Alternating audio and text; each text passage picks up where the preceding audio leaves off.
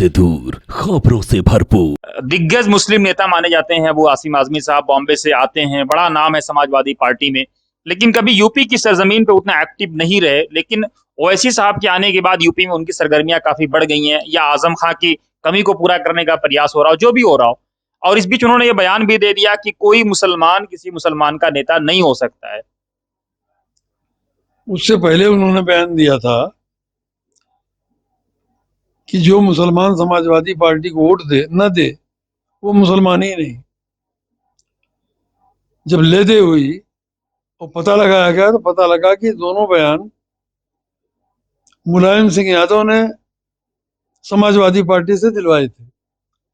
हाँ, अबू आसिम को यह कहना चाहिए था कि जब यादवों का नेता यादव हो सकता है, 8% यादवों का नेता यादव हो सकता है, तो 20% जमहूरी निज़ाम में 20% मुसलमानों का नेता मुसलमान क्यों नहीं हो सकता। लेकिन ये एक कड़वी सच्चाई है कि मुलायम ने ये बयान दिलवाया था। इससे पहले महमूद मदनी ने ये बयान दिया था कि हम किसी मुसलमान को मुसलमानों का लीडर नहीं बनने देंगे। उससे पहले महमूद मदनी के दादा ने ये कहा था कि सारे हिंदुस्तानियों के नेता गांधी जी हैं, जिन्ना और किसी को नेता बनने का हक नहीं है।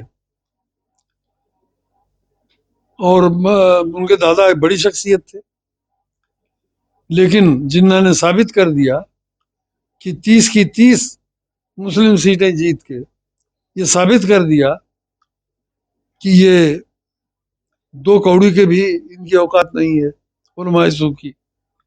उसी तरह महमूद मदनी के बाप ने जब डॉक्टर फरीदी ने शुरुआत की मुसलमानों को नया शूद्र बन जाने से बचाने की, तो असद मदनी ने बिल्कुल नंगे होकर उनका विरोध किया।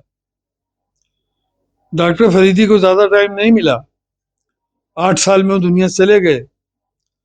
लेकिन आज का मुसलमान मान रहा है कि डॉक्टर फरीदी की 8 साल की दिन रात की मेहनत ही ने मुसलमानों को अंग्रेज के जाने के बाद नया शूद्र बनने से बचा लिया। तो हमेशा हमेशा एक राय रही है आकाओं की, गुलामों की जबान से कहलवाई गई कि मुसलमानों का नेता मुसलमान नहीं हो सकता। अबू आसिम आजमी तो आपके क्षेत्र से आते हैं, आजमगढ़ से, उसके बावजूद आपका इतना संगीन आरोप। मेरे भतीजे के बराबर है। उनके वालिद मेरे सगे भाई की तरह मेरे दोस्त थे, चचा कहते भी हैं मुझको। लेकिन अबू आसिम से ये बयान दिलवाया गया है। और इससे पहले भी जो जिन लोगों ने बयान दिया, महमूद मदनी, उनके बाप या दादा, सबसे वो बयान दिलवाए गए हैं जिनको उन्होंने अपना आका बना रखा।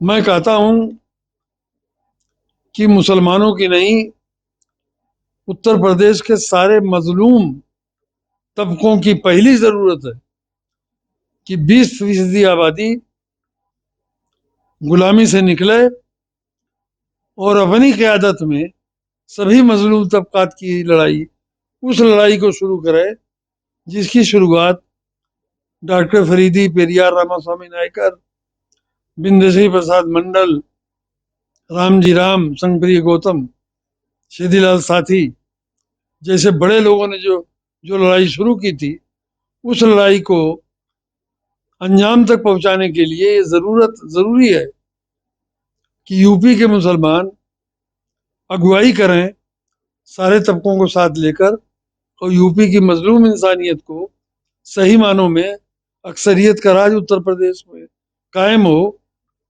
मैं एक बात कहूंगा कि दुनिया की हिस्ट्री में मुकर्रिर अगर लीडर बन जाता है तो उस कौम के, उस मुल्क की तबाही यकीनी है। हिटलर से लेके, मसोलिनी से लेके, जमाल अब्दुल नासिर से लेके, सद्दाम हुसैन से लेके, भुट्टो से लेके मुजीबुर रहमान तक, और किसी हद तक नरेंद्र मोदी तक, ये सारे लोग अपनी अपनी जबानों के बेहतरीन मुकर्रिर थे, सत्ता में आने के बाद उन्होंने अपने देश को तो तबाह किया ही, जो बड़े थे उन्होंने दुनिया को तबाह कर दिया। नरेंद्र मोदी जब इंडिया का सबसे बड़ा स्पीकर है, पॉलिटिकल स्पीकर, जब वो सत्ता में आया तब से मैं हजारों लोगों से कह चुका हूं कि इस मुल्क को अल्लाह बचाए, इसलिए कि किसी बड़े स्पीकर का, थिंकर एक अलग चीज है, मुदब्बिर और मुकर्रिर में जमीन आसमान का फर्क होता है। मुकर्रिर जो है मुदब्बिर हो ही नहीं सकता। अल्लाह ताला ने उसकी जबान में जब सलाहियत देता है तो दिमाग की सलाहियत उसकी खत्म हो जाती है। जिस तरह साबित हो गया है कि नरेंद्र मोदी बेहतरीन स्पीकर होते हुए मुदब्बिर नहीं है, वरना आज मुल्क की हालत जो हुई है और कल खुदा न खास्ता और बुरी हो, तो ये इसके लिए जिस तदब्बर की जरूरत है वो उनमें नहीं है। बदकिस्मती ये है कि मुकर्रिर जो है, अवाम जज्बात में आके जब तालियां बजाते हैं तो वो समझता है कि मैं अक्लमंद भी हूँ। कोई मुकर्रिर आज तक मुदब्बिर हुआ ही नहीं। इस पर नजर रखते हुए उत्तर प्रदेश के मुसलमानों को चाहिए कि अपनी अगुवाई में सारी मजलूम इंसानियत की लड़ाई। लेकिन आजमी साहब, कौन यूपी की अगुवाई करेगा? कौन? आपकी उम्र लगभग 90 साल हो गई है। जब आपको अपनी पार्टी बनानी थी, खड़ा करना था, तो उस वक्त आप बसपा, सपा, आम आदमी पार्टी को खड़ा कर रहे थे। तो गलती तो आपकी भी है ना, गुनाह तो आपका भी है, पूछा जाएगा ना आपसे। मुझको आम आदमी पार्टी में खाली था तब गया था, इसलिए आम आदमी पार्टी बनाने में मैंने हिस्सा नहीं लिया, बल्कि मेन किरदार अदा किया। उत्तर प्रदेश के मुसलमानों में लीडरशिप देने की सलाहियत की कमी नहीं है। कई लोगों को मैं जानता हूं जो साल 2 साल अल्लाह ताला मुझसे अगर काम ले ले तो मेरी जगह लेने के लायक हैं। अलबत्ता जो हमारी कौमी कमजोरी है, एमएलए एमपी बनने की ख्वाहिश, मंत्री बनने की ख्वाहिश, उसके पीछे वो अपने से 10 गुना ज्यादा कमजोरों की पूंछ पकड़ के चलता है। वो चाहता है, समझता है कि पूंछ के बगैर हम राजनीति की वैतरणी पार नहीं कर सकते। वो लोग आ जाएंगे, नहीं आएंगे, मुझको क्या है। इस दुनिया में जो जो मेरा किरदार था वो मैं अदा कर चुका हूँ। नहीं, आजमी साहब, आप तो मान रहे अदा कर चुके हैं ना, लेकिन एक बड़ा तबका ये मान रहा है कि आजमी साहब इतने बड़े थिंक टैंक थे, इतनी बड़ी दूर की कौड़ी लाते थे, सोचते थे, जिन्होंने आजादी को भी देखा, गुलामी को भी देखा। उस जमाने में जब भारत पाकिस्तान की विभाजन की बात चल रही थी, भारत को तोड़ने की, उस जमाने को आपने देखा है। तो आप बहुत बड़ी पार्टी, पॉलिटिकल थिंक टैंक कुछ स्टैब्लिश कर सकते थे, लेकिन कहीं ना कहीं आपसे चूक हुई, इसको आपको मानना पड़ेगा। देखिए, मुझसे चूक ये हुई कि मैं ये समझता था कि मुसलमानों में आगे चलने की सलाहियत ही खत्म हो चुकी है, लेकिन शाहीन बाग आंदोलन ने यह साबित कर दिया कि वो सलाहियत खत्म नहीं हुई। नहीं, अयूब की पार्टी भी जो स्टैब्लिश हुई, पीस पार्टी, तो उसमें भी सारे मुसलमान आगे थे। उस जमाने में मैंने देखा है, कुंवर अखिलेश सिंह जैसे लोग टिकट के लिए लाइन में लगे हुए थे। ये आपकी बात सही है, लेकिन बहरहाल मैं भी इंसान हूँ, गलतियां मुझसे भी हो सकती हैं, आगे भी हो सकती हैं, हुई भी हैं। लेकिन आज जो है एक ही तरीका है कि मुकर्रिर नहीं मुदब्बिर की क़यादत में यूपी के मुसलमान शुरुआत करें।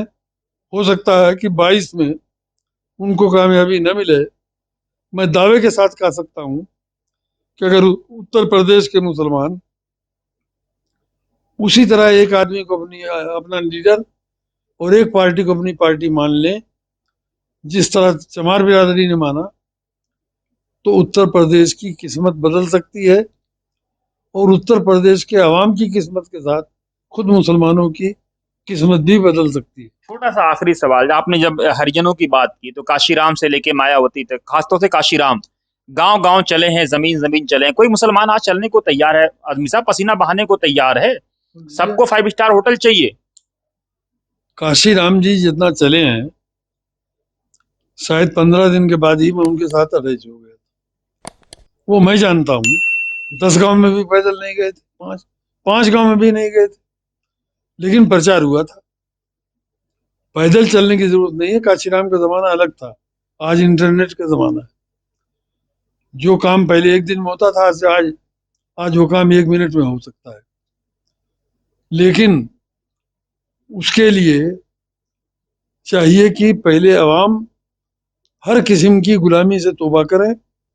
नहीं नहीं आदमी साहब, मेरा ये मानना है कि उसके लिए कम से कम ये चाहिए कि लोग सबसे पहले अपने पर्सनल इंटरेस्ट को, जाती मफाद को त्याग दें। कोई है त्यागने वाला? आप बताइए एक आदमी। एक तो मैं ही जिंदगी भर त्यागता रहा हूँ, नहीं तो आप फिर वही। मेरे जैसे बहुत से लोग होंगे, और बहुत से लोग इसी कीचड़ में से भी निकलेंगे जिनके अंदर त्याग का जज्बा पैदा पैदा हो जाएगा। कौन सही रास्ते पर आ जाए। आखिरी सवाल मेरा ये बताइए कि कौम इस वक्त जो प्रचार हो रहा है, तथाकथित प्रचार की डरी हुई है, सहमी हुई है, खौफ के आलम में है, क्या आप ये महसूस करते हैं? अगर ऐसा है तो रास्ता क्या है? मैं बिल्कुल नहीं मानता कि डरी उसामी है। और अगर किसी हद तक है डरी उसामी, तो उसी की पेट से तो हरकत पैदा होती है। जो जुल्म हो रहा था डॉक्टर फरीदी के साथ भी मैं पहले दिन से था, आखिरी मिनट तक। अगर वो आज से 1000 गुना ज्यादा खराब हालात थे सन 64-65 में। नहीं, लेकिन डॉक्टर फरीदी का जब आप नाम सुन लेते हैं लीजिए। आदमी साहब, एक मिनट सुन लीजिए। हाँ। तो वो आदमी तो अपनी फिएट गाड़ी, उसके पास तो थी नहीं, फिएट गाड़ी बेच करके उनका उनकी तदफीन का रस्म अदा की गई। इतना बादशाह है आदमी, पैसे वाला। कौन है मुसलमान अपनी सारी प्रॉपर्टी त्यागने के लिए? डॉक्टर फरीदी ने अपने पैसे की, अपने वक्त की, अपने समय की, अपनी पॉपुलैरिटी की, सबको दांव पर लगा दिया। लेकिन एक दम तोड़ती हुई कौम को जिंदा करके चले गए दुनिया से। वही वही मैं कह रहा हूँ, हाँ, उस आदमी ने अपना उसी त्यागा। तरह उसी तरह आज भी हो सकता है। आज तो तेज रफ्तार जमाना है, इंटरनेट का जमाना है, आज भी हो सकता है। और ऐसी बात नहीं है कि मुसलमानों में बासलाहियत अफराद की कमी है। बासलाहियत अफराद हैं, कुछ मफाद परस्ती में डूबे हुए हैं, वो मफाद परस्ती छोड़ भी सकते हैं। कुछ मफाद परस्ती में न डूबे हुए, न डूबने के बावजूद आंख बीच में है। अगर वो लोग इकट्ठा हो गए तो 2022 ही में कमाल हो सकता है। मैं नहीं कहता कि 2022 में सत्ता मिल जाएगी, लेकिन 5 साल 7 साल में मैं रहूं दुनिया में, ना रहूं, नहीं, आप रहेंगे नई इंशाल्लाह। नस्ल को इंशाअल्लाह सत्ता मिलेगी यूपी की।